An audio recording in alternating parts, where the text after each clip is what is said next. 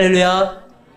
하나님의 은혜가 우리 가운데 함께하기를 예수의 이름으로 축원합니다. 우리 함께 인사하겠습니다. 반갑습니다. 환영합니다. 사랑합니다. 축복합니다. 여러분들은 어렸을 적에 어떤 우유를 드셨죠? 저는 대전에 있다 보니까 빙그레 우유를 먹었어요. 아마 혜태 우유를 드셨을 것 같은데 예수님도 그랬던 것 같아요. 이런 CM송 기억나시죠? 몸도 튼튼 마음도 튼튼 혜태우유 혜태우유.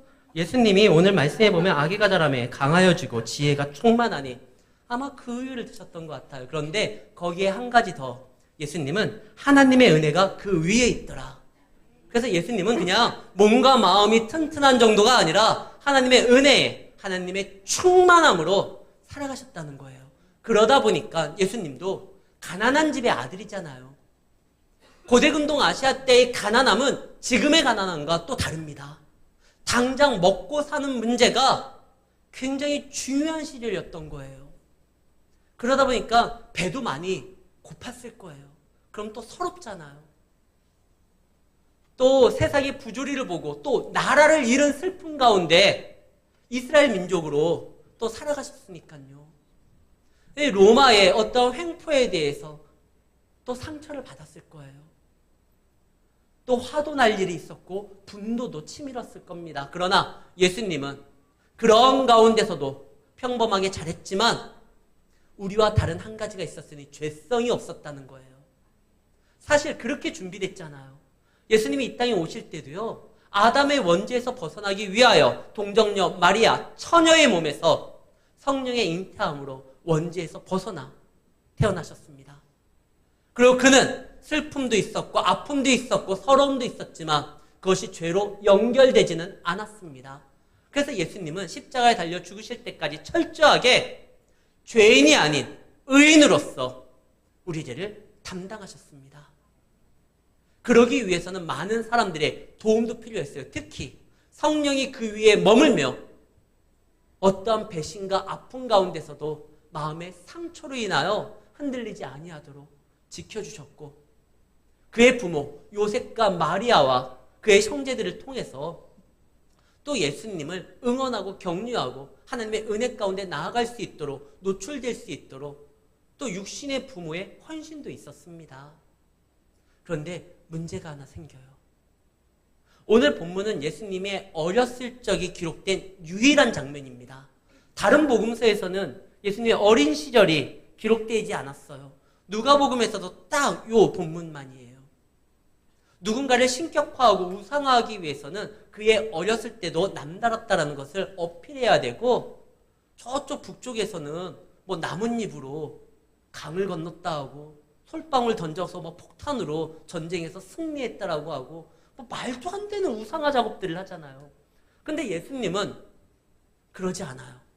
성경에서는 예수님의 어렸을 적을 막 이렇게 신격화시키기 위하여 남들과 뭔가 달랐다라는 것을 어필하지 않아요. 그래도 하나님의 아들이에요.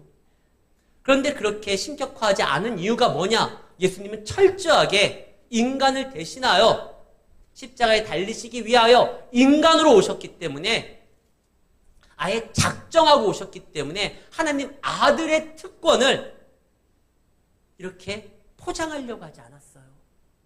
사탄은 끊임없이 말하잖아요. 네가 하나님의 아들이면 이거 해봐라.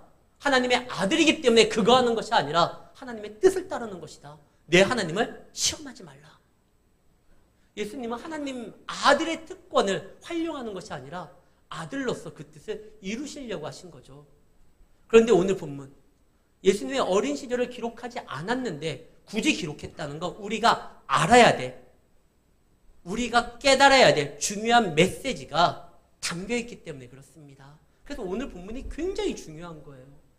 오늘 본문이 예수님을 잃어버렸던 요셉과 마리아의 애끓는 부모의 심정이 어떻다는 걸 우리에게 알려주기 위해서 기록한 게 아니에요. 보니까 예수님도 어렸을 적에는 가출했구나. 부모석 정말 썩게 만들었구나. 예수님도 똑같았구나. 어떠한 일이 있을 때 내가 아버지 집에 있는 것이 당연한 거 아닙니까? 가출하려고 하면 교회 어디에서 숨어 있으면 뭐 그래도 되겠구나. 이러라고 기록된 게 아니에요. 우리가 기록한 의도를 제대로 파악하지 못하면 오해가 생기고, 오해가 생기면 하나님의 마음을 우리가 잘못 알고 이행할 수가 있습니다. 정확히 알아야 돼요. 어렸을 적에 선교사님을 통해서 들었었던 좀 교회 내에서 일어나는 우스운 얘기를 만들었겠죠. 그런 얘기가 하나 있어요. 어느 날 담임 목사님이 아이들이 지금 성경 공부를 어디까지 배우고 있는지 궁금해가지고 주일학교 아이한테 물어봤다고 합니다. 아시는 분들도 계실 거예요. 야, 여리고성을 누가 무너뜨렸었냐? 그러니까 이 아이가 깜짝 놀라서 저는 진짜 아니에요. 이렇게 말을 하고 그 옆에 있는 친구는 맞아요, 얘는 그럴 애가 아니에요. 그러니까 이 담임 목사님 너무 속이 상해가지고 아니 그래서 교사한테 물어봤대요. 아이가 이렇게 대답하더라. 그래서 그 교사가 목사님 진짜 얘는 아닐 겁니다. 누구 집사님 아인데 뭘 무너뜨리고 그거에 대해서 거짓말하는 애는 아닙니다. 아 이거 목사님 이거 진짜 심각하다 싶어가지고 당회를 소집해서 교육위원장한테 그 말을 하니까 심각하게 교육위원장이 이야기를 하더랍니다. 목사님 진위 여부를 따지지 말고 혹시 무너졌다고 하면 교회 재정으로 좀 이게 다시 복구하는 걸로 하시죠. 제가 질문할게요. 여리고성 누가 무너뜨렸습니까? 그렇죠. 하나님께서 무너뜨렸어요. 이스라엘 백성들을 통해 가지고 하루에 성을 한 바퀴 돌라고 해가지고. 그런데 정말 하나님께서 무너뜨리고 싶었던 건 여리고성이었을까요? 만약에 여리고성을 무너뜨린다고 하면 뭐 7일이나 걸려요? 하나님께서 세상을 창조할 때도 6일이면 충분했어요. 죽음을 이겨서 영원한 생명을 가지고 오는 데는 3일 걸렸어요. 근데 저가 성 하나, 성벽 하나 무너뜨리는데 200만 명의 사람들을 동원해가지고 7일간 그거 무너뜨리려고 했을까요? 우리가 여리고성 무너진 거, 하나님의 능력이 대단하다. 여리고성도 무너졌어. 근데 정말 하나님이 무너뜨리고 싶은 건 여리고성이 아니었어요. 그거 무너뜨리는데 무슨 그렇게 오랜 시간이 걸려요. 하나님이 정말 무너뜨리고 싶은 건 그동안 하나님에 대한 불신앙과 의심과 불평과 심지어 하나님의 역사에 대해서 순종하지 아니하고 오히려 더 자기들이 이것이 맞다라고 오히려 하나님 앞에 따지고 가르치려고 했었던 그 교만한 이스라엘 백성들의 마음을 무너뜨리고 싶었던 거예요. 하나님이 이스라엘 백성들을 출애굽시킵니다. 그리고 적과 후르는 가나안 땅으로 인도할 때 훈련돼서 가야 되잖아요. 단순히 그들을 해방시키려는 것이 목적이 아니라 하나님 나라를 건설하는 게 목적이니까 그 땅에서 하나님 나라를 세우기 위해서는 훈련이 돼야 되잖아요.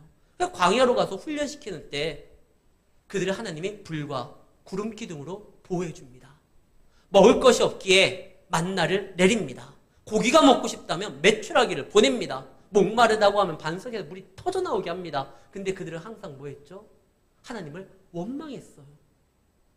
하나님이 말씀하면 순종이 아니라 하나님 한마디 하면 100마디, 1000마디를 하면서 오히려 하나님을 설득시키고 하나님을 가르치려고 했습니다. 이러면 안 돼요. 그래서 하나님이 그들에게 요단을 건너게 하고 적 앞에서 너희가 하나님의 백성인 증표 할례를 행하라고 합니다. 적 앞에서요. 무장해자해서 할례를 행한다는 것은 하나님 앞에 맡긴다는 거죠. 그리고 성을 돌아라. 나를 죽이려고 충분하게 대비하고 있는 그 여리고 성들 앞에서 그들의 사정거리 안에서 성을 도는 거 쉽지 않습니다. 근데 이스라엘 백성들이 돌아요. 아무 말 하지 않고. 누가 봐도 이 명령은 말도 안 되는 명령이잖아요. 이제 정복을 해야 되는데 싸움의 기술을 알려줘야 되는데 성을 돌래요. 그들의 사정거리 안에서 아무 말 하지 말고 결사대만 도는 것이 아니라 온 이스라엘 백성들이 다 돌래요. 근데 그들이 거기에 대해서 이제 아무 말 안 합니다. 하나님의 말씀이니 그들이 돌아요. 하루에 한 바퀴, 마지막 날은 7바퀴, 총 13바퀴를 돌았는데도 아직 성이 무너지지 않아요. 왜 안 무너질까? 우리는 정말 다 했는데 예전 같았으면 또 막 불평했을 거예요. 이게 왜 무너지지도 아니하고 근데 그들이 다 순종하고 마지막 하나님이 외치라고 할 때 그들이 외칩니다. 그동안 하나님 앞에 불순종했던 그들의 믿음이 이제는 순종하는 믿음이 되었을 때, 그들은 고함을 쳤었을 때요, 하나님 이제 당신만을 바라보겠습니다. 그 외침이에요. 그 외침이 있었을 때 그들의 하나님을 향한 불신의 벽이 무너졌습니다. 그러니까 여리고가 무너진 거예요.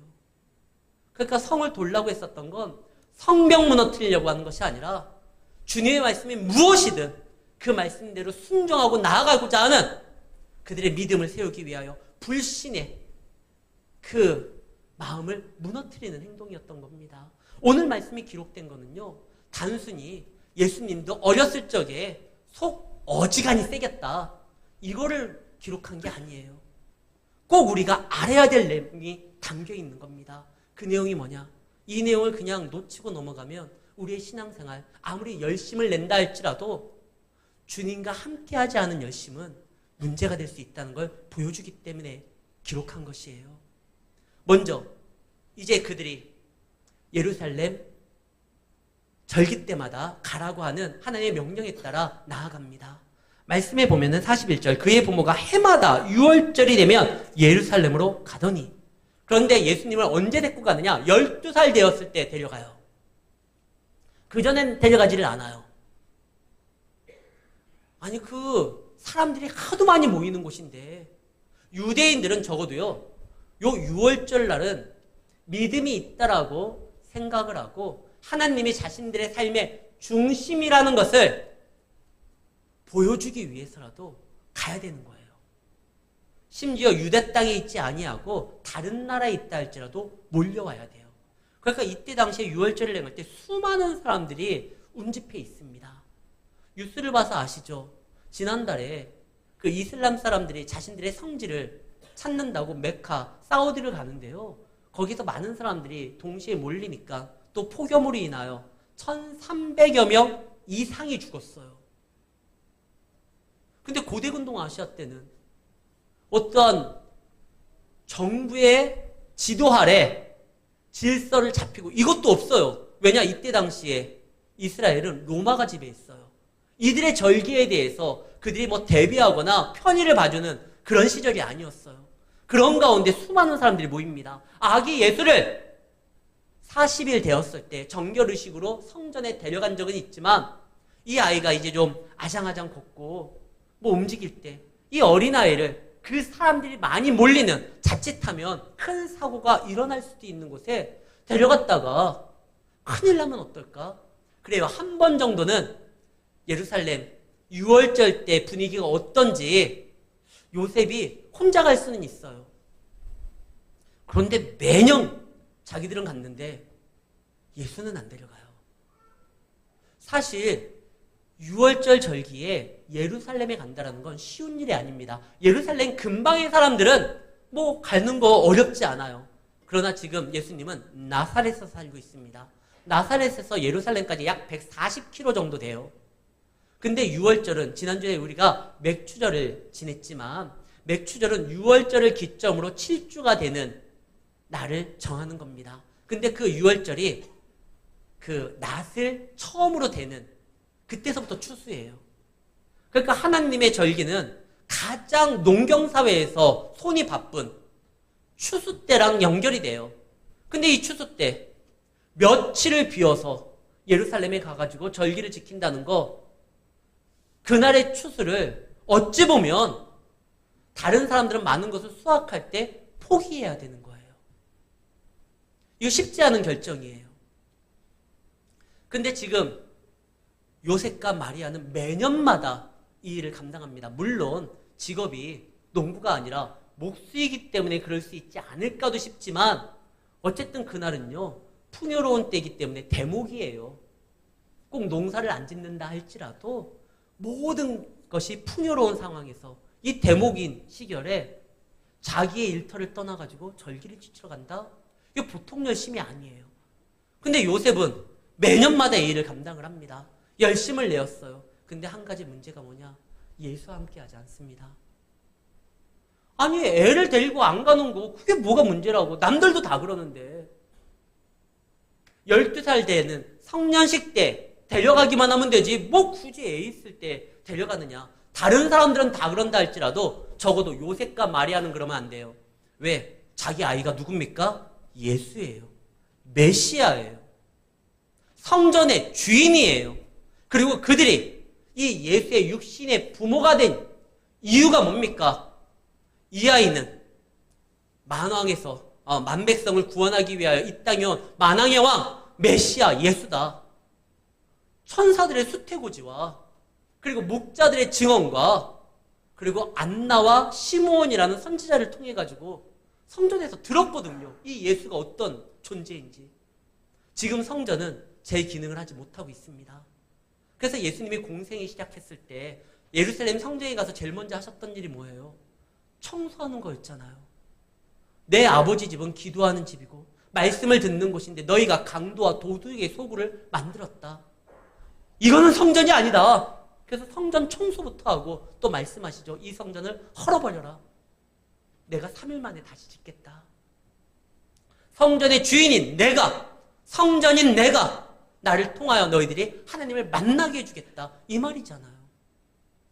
근데 그 예루살렘 성전의 주인이신 예수님을 통해서 하나님을 만나는 것인데 다른 사람들은 몰라도 적어도 요셉과 마리아는 아는데 그들은 그렇게 행동하지 않습니다. 심각한 거예요. 처음에 그들이 예수님을 품에 안고 그 다음에 선지자의 이야기를 듣고 목자들의 증언을 듣고 임신하기 전에 이미 천사들의 말을 듣고 친족이었었던 엘리사벳의 이야기를 듣고 이 아이가 정말 하나님의 아들을 낳은 걸 알았는데 아이를 키우다 보니까 이 아이는 하나님의 아들보다 내 아이예요. 너무나 가깝다 보니까 이 예수님의 존재가 하나님의 아들이고 우리의 메시아고 예전에 마리아가 그런 고백했죠. 나의 주, 나의 하나님. 예수님을 자신의 주라고 고백을 했는데 이젠 내 아들이에요. 우리가 가깝다고 해서 선을 넘으면 안 돼요. 하나님께서 가장 중요하게 생각하는 것은 하나님에 대한 우리의 자세입니다. 실력이 아니에요. 하나님은요, 장인어른의 양을 치고 있는 광야에 한 노인을 불러서도 하나님의 역사를 보여줍니다. 돌들로도 찬양하게 만듭니다. 포도주 틀에서 다른 사람 눈치 보면서 타작하고 있는 한 사람에게 큰 용서라고 이야기하시는 분입니다. 우리가 하나님 앞에 설 때 나의 실력을, 나의 능력을 뭐 이렇게 내세울 필요도 없어요. 능력은 하나님께 있어요. 그분과 함께하면 누구나 하나님의 큰 역사를 보여줄 수가 있습니다. 중요한 건 자세예요. 그래서 하나님께서 모세에게 제일 먼저 요구했던 게 먼저 신을 벗어라. 내가 이제부터 너의 주인이고 너의 삶은 내가 책임져 주겠다. 여긴 거룩한 땅이니 신을 벗어라. 너 실력이 어떤지 일단 너의 스펙부터 얘기해보고 자격증부터 좀 가지고 오고 이게 아니라 자세를 보이라는 거예요. 지금 마리아와 요셉은 항상 하나님 앞에 그분의 자녀고 그 다음에 예수의 부모로서 그를 돌보고 하나님께 인도해야 될 어떤 사명을 가지고 있거든요. 근데 그 일을 보여주질 않아요. 매년마다 갔기 때문에 처음에는 긴장하면서 갔을 겁니다. 그런데 이것이 익숙하게 되면 평안함을 누리게 되고 긴장하지 아니하고 이제 목적이 이끄는 대로 살아가는 것이 아니라 자기의 경험에 따라 이렇게 움직이는 경향이 있거든요. 지금 요셉과 마리아의 성지 순례는 예루살렘 순례는 단순한 게 아닙니다. 성전의 주인을 하나님 앞에 내어놓는 거예요. 실제로 예수님이 성전에 들어갈 때 그때 성전이 재기능을 했잖아요. 시므온과 안나가 하나님의 말씀을 선포하고 하나님의 영광이 임했다 라는 말을 합니다. 에스겔에서 기록된 여호와 삼마 하나님의 영광이 예수님이 오심으로 인하여 다시 나타나게 되거든요. 근데 그 예수님을 놓고 자기들만 가요. 이러면 큰일 나요. 사실 오늘 성경에 정말 중요한 건 12살 된 아들을 잃어버려서 다시 찾게 된 이 얘기가 아니라 그들이 잃어버린 사명과 하나님이 그들에게 맡기신 예수님에 대한 존재를 그들이 다르게 생각하고 행동한 게 이게 문제인 거예요. 이걸 다시 회복시켜 주려고 합니다. 이 요셉과 마리아가 그동안 매년 자기들만 갔다가 이제 예수님을 12살 되면 또 데려가야 돼요. 성년식이 있거든요. 그래서 그 12살 되었을 때 데리고 갑니다. 데리고 갔는데 굉장히 중요한 의미로 생각하지 않아요. 남들이 그러니까. 12살 되면 그때는 데려가니까. 그래서 데려갑니다. 그리고 데려가고 모든 일을 다 마친 다음에 그 다음에 돌아올 때 예수를 잃어버리죠. 오늘 말씀에 보면 43절 그 날들을 마치고 돌아갈 때에 아이 예수는 예루살렘에 머무섰더라. 그 부모는 이를 알지 못하고 동행 중에 있는 줄로 생각하고 하룻길을 간 후에 친족과 아는 사람 중에 찾되 만나지 못하니 이게 잃어버린 것을 인지하게 됩니다. 큰일 났다는 거예요. 요셉은 친족들과 마을 사람들과 여기에 왔다가 다시 돌아가면서 대화를 하는 거예요. 남자는 남자들끼리, 여자는 여자들끼리 대화하면서 갔던 것 같아요. 엄마에게 있겠지. 아빠에게 있겠지. 아니 친구들 중에 같이 있겠지. 그래서 하룻길 간 다음에 보니까 없어요. 그래서 다시 돌아옵니다. 예수를 찾기 위해서. 그런데 바로 돌아와서 찾느냐? 아니요. 46절 말씀입니다. 사흘 후에 성전에서 만난 즉 하룻길이었는데 4일 걸려요. 다른 데서 찾은 거예요. 예루살렘에 오면 보통 애들이 막 갈만한 데가 어디냐? 오락실을 찾거나 뭐 놀이터를 찾거나 만화방을 찾거나 예수를 찾으러 막 사방 돌아다녔어요. 찾지를 못하다가 사흘 후에 찾게 됩니다. 찾게 되자마자 그들이 했던 행동이 뭡니까? 우리가 그동안 우리에게 맡기신 사명, 하나님이 왜 예수를 우리 가운데 허락하셨을까? 많고 많은 사람들 중에 왜 나사렛에 있는 가장 연약한 우리에게 이 메시아를 보내주셨을까? 왜 천사들을 통해서, 목자들을 통해서 우리에게 용기를 주셨을까? 이것은 은혜다.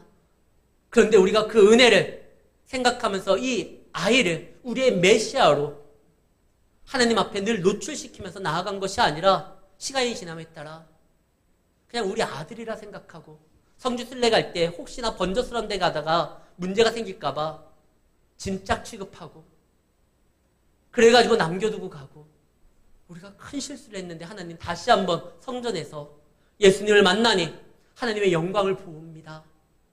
뭐 이게 아니라 보자마자 화를 냅니다. 그 믿음 좋다고 하는 마리아가 뭐라고 하죠? 48절에 그의 부모가 보고 놀라며 그의 어머니가 이르되 아이야 어찌하냐?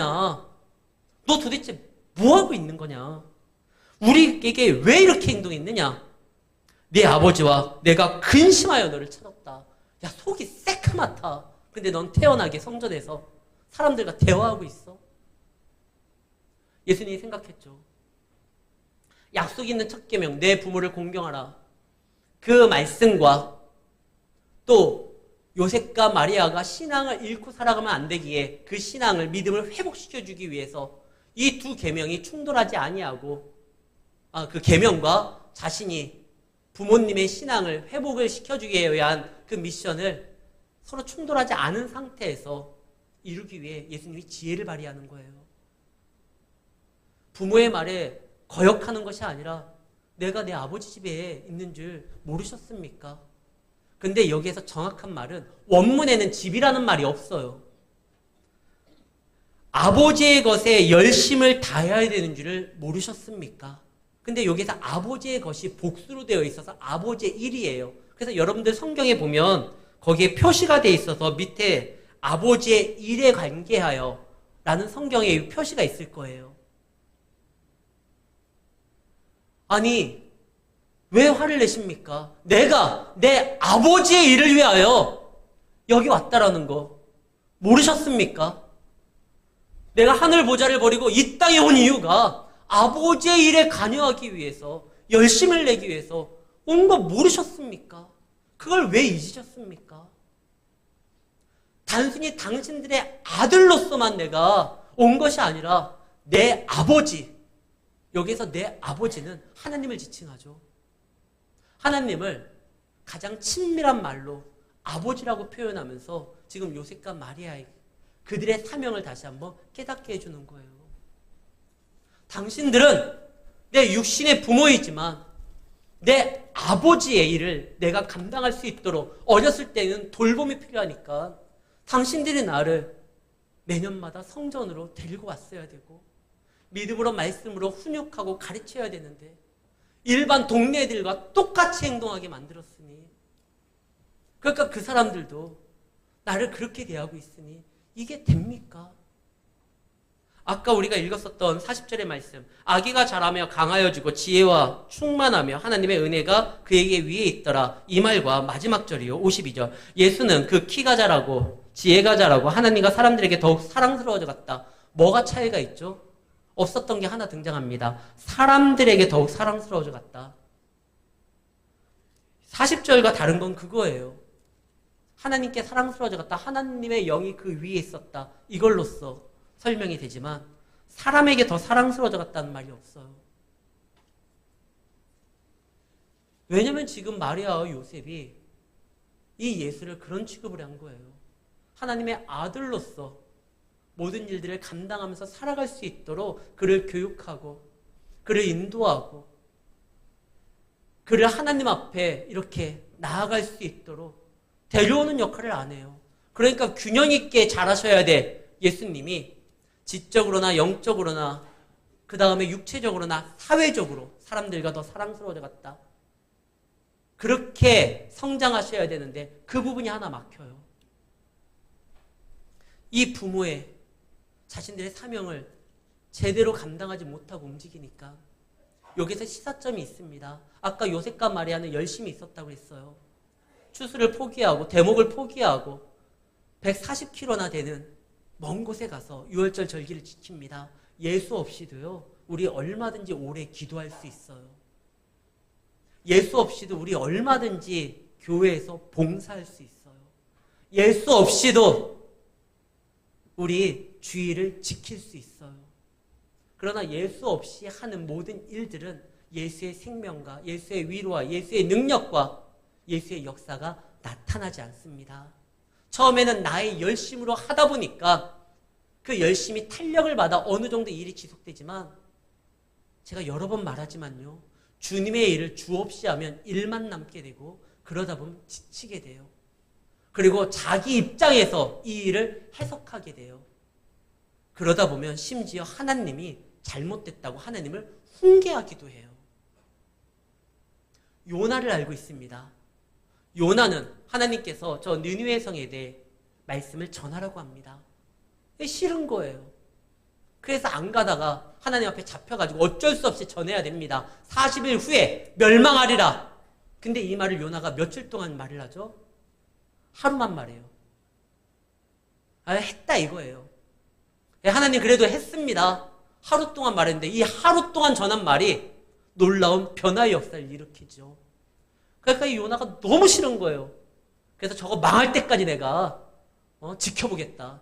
그래서 장막을 하나 치고 쳐다보죠. 그때 하나님이 이야기할 때 하나님 앞에 막 성을 내잖아요. 하나님 잘못된 거다. 열심을 내도요. 하나님과 함께하지 않으면 오히려 하나님을 자기 입장에서 막 훈계하고 가르치려 든다니까요. 이게 문제인 거예요. 성경에 보면 예수님 당시에 하나님에 대해서 가장 열심을 냈었던 그룹이 있습니다. 바리새인이죠. 마태복음 22장 35절에 보면 한 율법사가 등장을 합니다. 예수님을 시험하려고 하는데요. 그 율법사가 등장을 하는데 34절에는 바리새인 중에 바리새인들이 듣고 모여서 35절 그들 중에 그 바리새인들 중이라는 거예요. 그러니까 하나님 앞에 열심을 내고 있다라는 이 바리새인들이 하나님의 마음과 하나님의 생각을 하나님의 뜻을 모르니까 하나님의 아들 예수를 오히려 시험하려고, 여긴 테스트가 아니라 음해하고 공격한다라는 단어예요. 오히려 하나님을 공격하는 거예요. 이걸 우리가 조심해야 되는 겁니다. 마리아와 요셉은 정말 열심이었어요. 그들이 얼마나 큰 결심을 했습니까? 결혼하기 전에 아이를 품는다는 건 그때 당시의 사회에서 목숨을 내놓는 거예요. 그 일도 감당해요. 그러면서 열심히 신앙생활 하려고 노력을 합니다.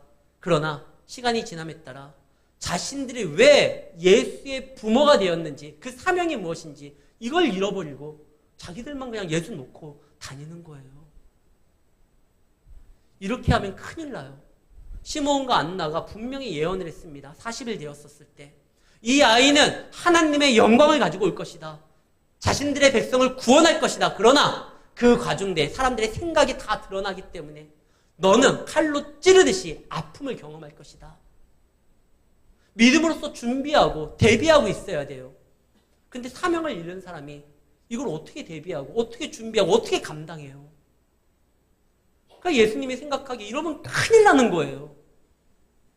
그래서 다시 그들이 지금 무엇을 잃어버렸는지, 그냥 단순히 아들을 잃어버린 것이 아니라 사명을 잃어버렸다는 것을 보여주기 위하여 본의 아니게 예수님께서 그들에게 가출하는 가출이죠. 뭐 아버지 집에 있는데, 그래서 그들로 하여금 다시 한번 자신들이 왜 예수를 키우게 되었는지 그 사명을 깨닫게 만듭니다. 나는 아버지의 일을 하기 위하여, 열심을 내기 위하여 이곳에 온 것입니다.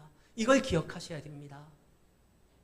열왕기하 10장 16절에 보면 하나님에 대해서 굉장히 자기가 열심을 낸다라고 이야기하는 한 왕이 등장합니다. 에후예요.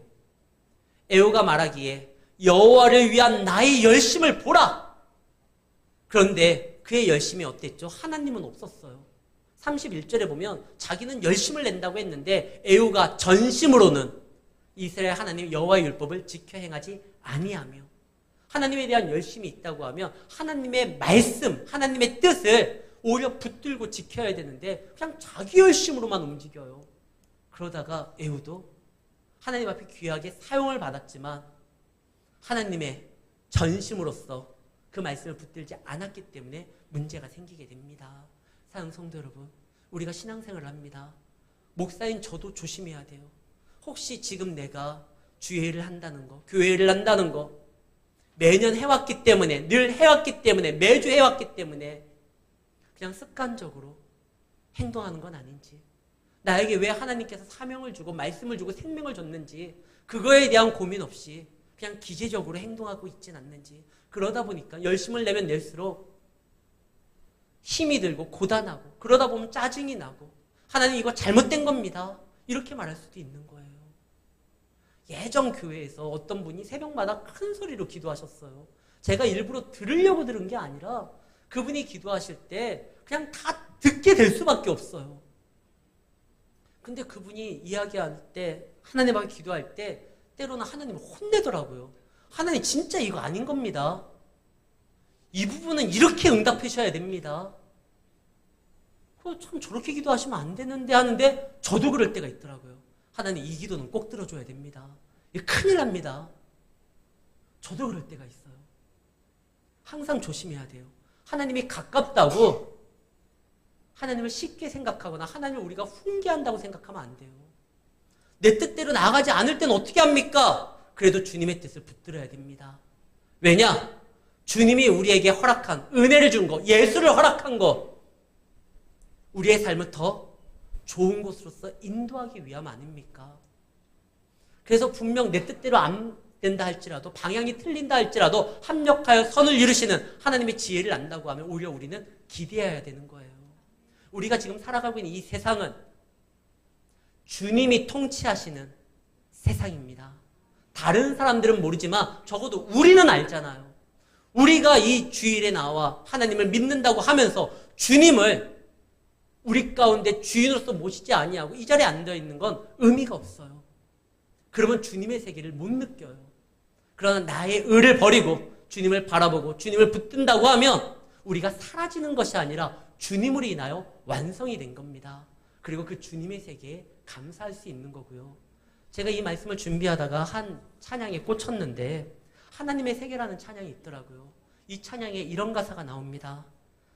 참 아름다운 곳이라 주님의 세계는 정말로 내가 나갔고 솔직할 수 있는 곳, 조금이라도 내 의라 말할 수 없는 이곳은 바로 주님의 세계라.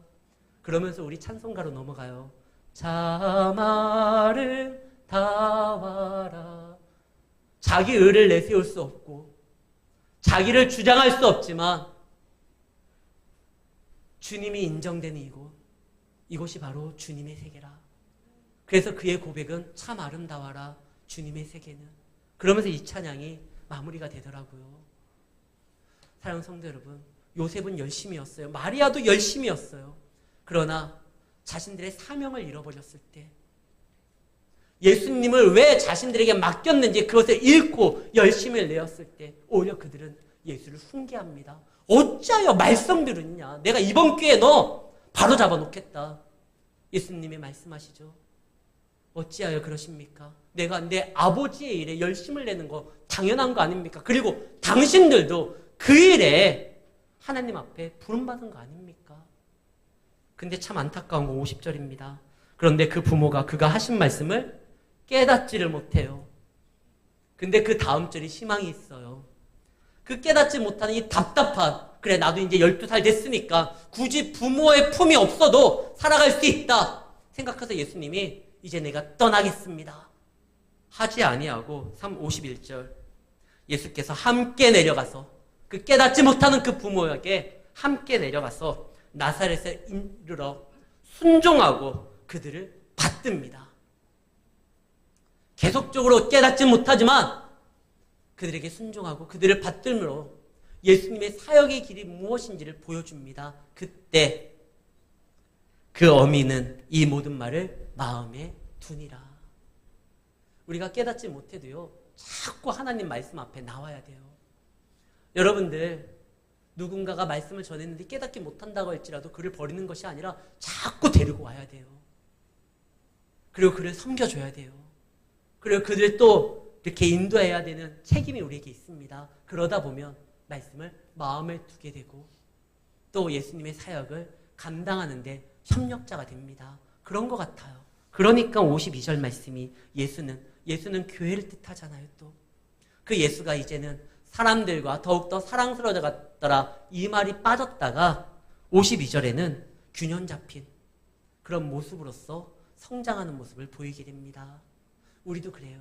주님을 인정하고 주님이 통치하는 세계 안에서 주님의 말씀대로 순종하려고 하는 자세를 보이면서 움직인다고 하면 우리의 믿음이요, 영적으로나 육체적으로나 사회적으로나 신체적으로나 같이 자라날 수가 있게 되는 것입니다. 주님의 세계에서 살고 있으면서 사명을 잃고 나의 열심으로 움직이고 행동하면 지치게만 됩니다. 그러나 잠깐 힘을 빼시고 나의 의를 주장하지 마시고 나의 열심으로 움직이지 마시고 주님과 함께하는 그런 신앙생활로 여러분들의 세계를 주님의 세계로 만들기를 바랍니다. 그러면 몸은 고단하다 할지라도 우리 안에 평안은 있어요. 몸은 혹시 주님의 일을 그리고 세상에 우리가 맡은 사명을 감당하면서 나아가다 보면 때로는 육체적으로 힘이 든다 할지라도 하나님이 주시는 능력과 위로를 통해서 다시 주의를 감당할 수 있고 기대하게 됩니다. 하나님 안에서 그런 믿음의 삶을 다시 한번 회복하시고 주님으로 인하여 또 성장하시는 우리 모든 이 자리에 있는 주님의 백성들이 되시기를 예수의 이름으로 축원합니다.